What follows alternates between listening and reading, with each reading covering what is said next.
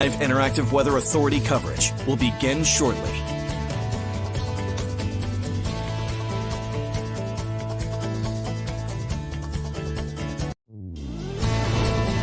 Your live weather authority coverage starts right now. Good evening, everyone. Hope everybody's having a nice night. Many areas are seeing quiet conditions out there, but we've seen thunderstorms bringing flooding rain. We've seen some hail. We've seen damaging winds. We've seen a lot associated with some of these storms over the last few hours here. So I'm going to do a quick little recap with you and let you know where we're headed over the next couple of hours. And I think we will see some improvement overnight. Tomorrow is going to be a beautiful day when you think of July weather, heat, humidity, chance for thunderstorms. We have all of that this week. I think after tonight, our next chance for severe weather will be on Thursday. So let's start you off tonight with the item at hand right now. We've had flooding in Lewiston. That is the primary concern. We still have a flash flood warning in effect there for a little over an hour. This comes in from Eric Emery via the National Weather Service on their chat of Main Street in Lewiston. We've seen multiple reports, some kind of comical pictures of, people on kayaks and stuff like that in parking lots. But we really need to take this seriously here. Never drive through flooded roadways. This is the serious situation on Main Street earlier. This is about an hour old at this point here. We've also had a bunch of hail reported. This is it looks like nickel size hail coming in from Cody and Green. This is the thunderstorm that came through around 5 o'clock or so in that region. Sabatis, we had some hail there as well. A lot of it. Look at Corey sending me this photo this evening with plentiful hail in that region. Okay, so we have two clusters of storms I want to highlight for you right now. The one that has brought the most damage with primarily flooding has been these slow movers hanging out in Androscoggin and Kennebec County. These are weakening. That's the good news here. The bad news is we're starting to see this one fire up down in York County. It looks like it's moving up into northern parts of the county right now, going up into, looks like the Hollis area, maybe down towards Dayton perhaps, and extending up north up into Leamington region as well. Let's first get into, this one right here, bringing the flash flood warning that remains in effect. There was a severe thunderstorm warning up near Mechanic Falls and up into central Androscoggin County. But the item at hand is this one right here, the flash flood warning that remains in effect until 9:30. Now, you might be wondering, why is there no rain inside the flash flood warning? Let's put this into motion.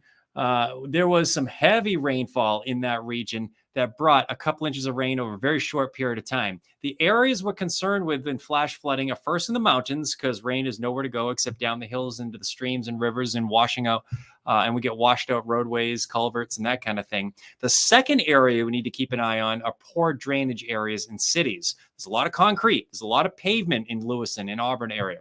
Therefore, we have seen a lot of flooding there because the drains just can't keep up with the heavy rainfall.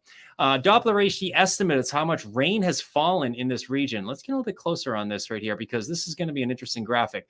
We've seen most of this rainfall in the last 3 hours.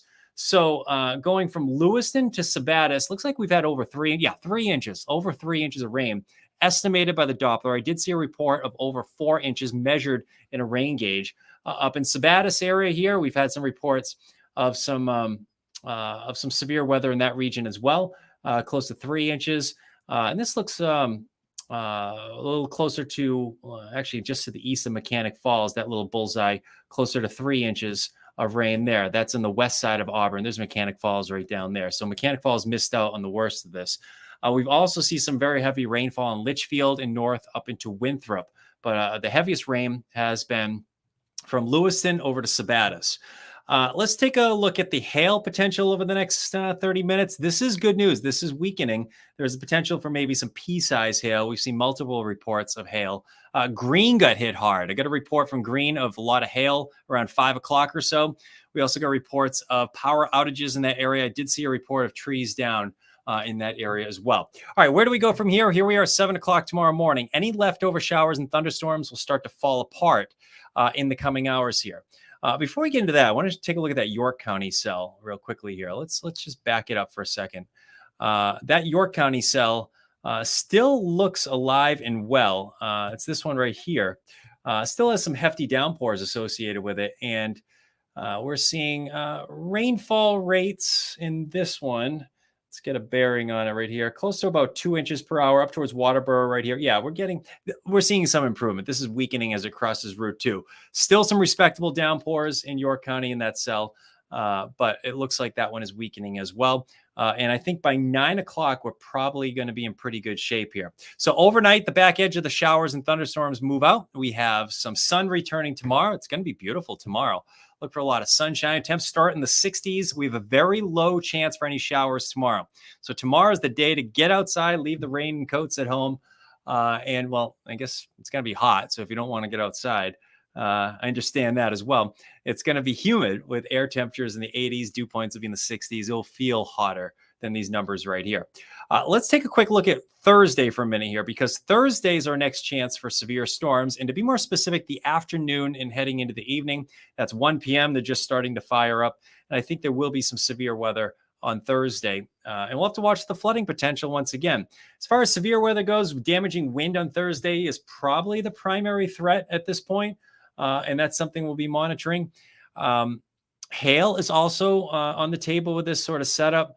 And I've been watching the potential for even a very low risk for isolated tornado pretty much south of that line, southern parts of New Hampshire and in Vermont. But for the rest of us on Thursday, I think damaging wind and hail may be the thing we need to watch closely with that system right there. We've been talking about humidity. Let's talk about the uncomfortable dew points hanging out in the 60s. We'll do it again tomorrow. We're borderline oppressive again tomorrow in the muggy meter. That's 3 o'clock in the afternoon. And we're probably dealing with more uncomfortable to oppressive humidity once again on Thursday. So we're talking about humidity hanging around until Sunday. Sunday is our next round of drier air. In fact, it's probably the first round of really cooler Canadian air we've had since June. And to be more specific, June 26th. We've been above 60 degrees for nighttime temperatures. I lost track of days now. We're at day 27 or something. I don't know, 28, who knows? But I think it was June 26th was the last time. Mostly sunny, humid tomorrow, 80s for highs. Thunderstorms could become strong to severe late on Thursday. Friday, I think we'll see a lot of sun return. So every other day, I think we'll get into some sort of wet weather. Saturday, there will be some rain, chance for a thunderstorm. And I have a sneaking suspicion the afternoon Saturday will feature some brightening. So outdoor plans, I think that, we'll have to see how it plays out. But the morning, midday, early afternoon may feature some wet weather. We'll keep you posted as we get closer. I think there will be some late day sun, and Sunday is the best day this weekend simply because we'll have some sun return, we'll have lower humidity, and that lower humidity is going to stick around into Monday and Tuesday. Inland areas is not much of a change there. If anything, you might be a little hotter at times, especially the next 3 days.